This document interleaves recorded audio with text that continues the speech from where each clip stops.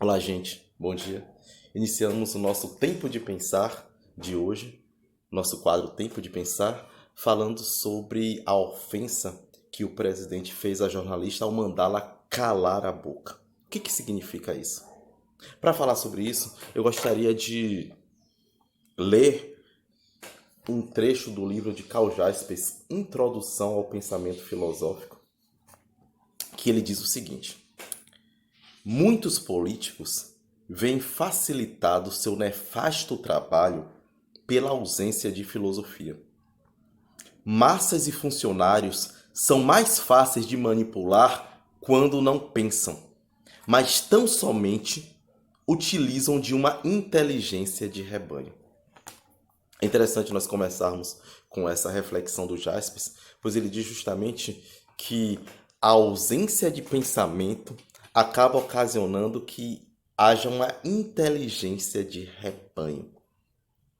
A história da humanidade conta uma série de momentos em que o pensamento foi perseguido.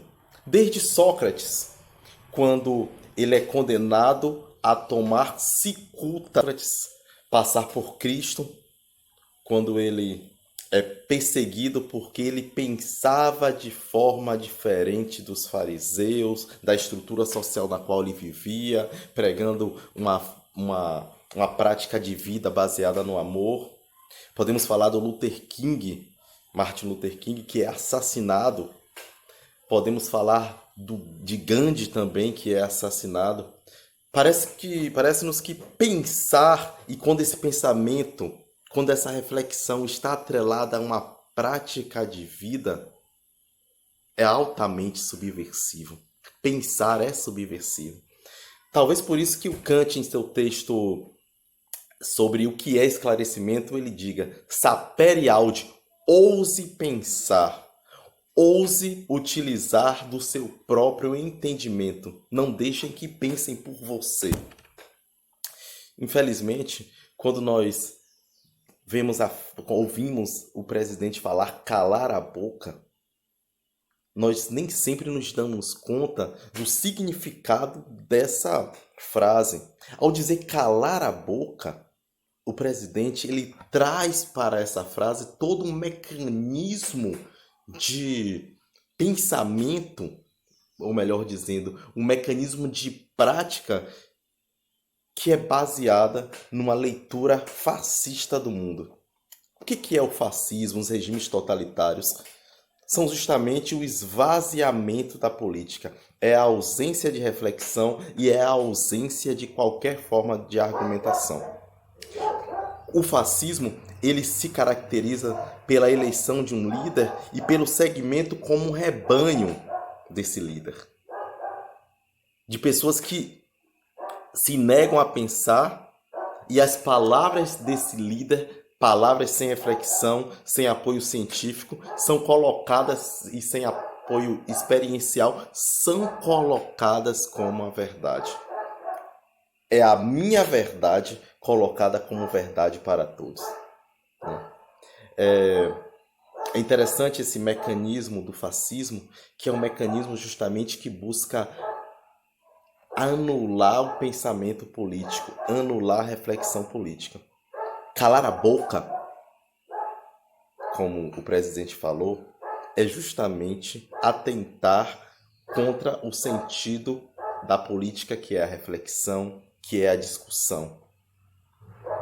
A política, como nós conhecemos hoje, surge a partir da não aceitação da tirania. Porque a tirania é um pensamento patriarcal, em que existe aquele que manda, que determina, e aqueles outros que são súditos e que têm somente que obedecer.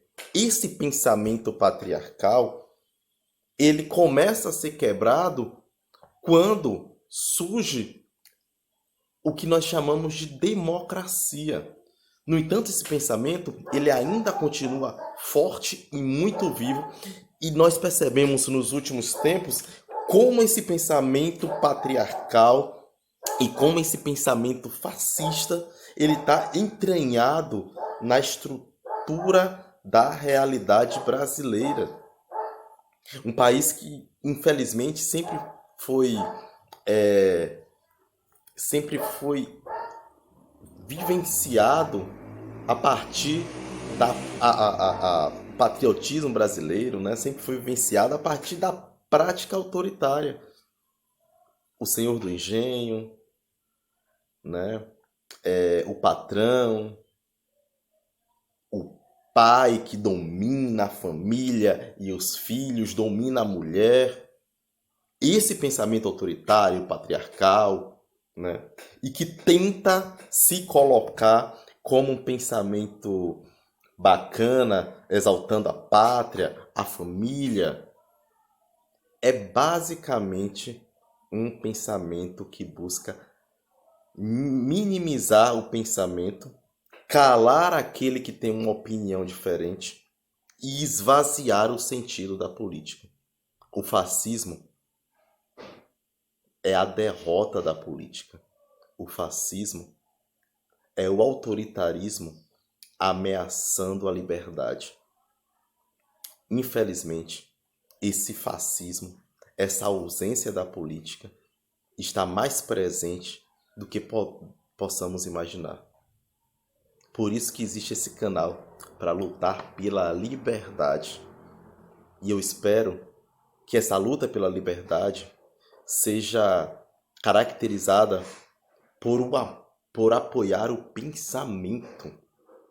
Eu lembro que quando a filósofa Hannah Arendt ela escreve em seu texto Eichmann em Jerusalém, ela diz o seguinte, que uma das coisas que caracterizava o nazismo, uma das características do nazismo, não era uma espécie de algo objetivo, como se os líderes nazistas fossem o mal encarnado.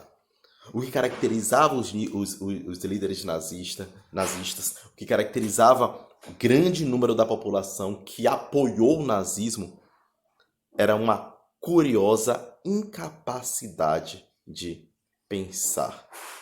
A ausência do pensamento gera aberrações. Que defendamos o pensamento com todas as nossas forças. Tenha um bom dia.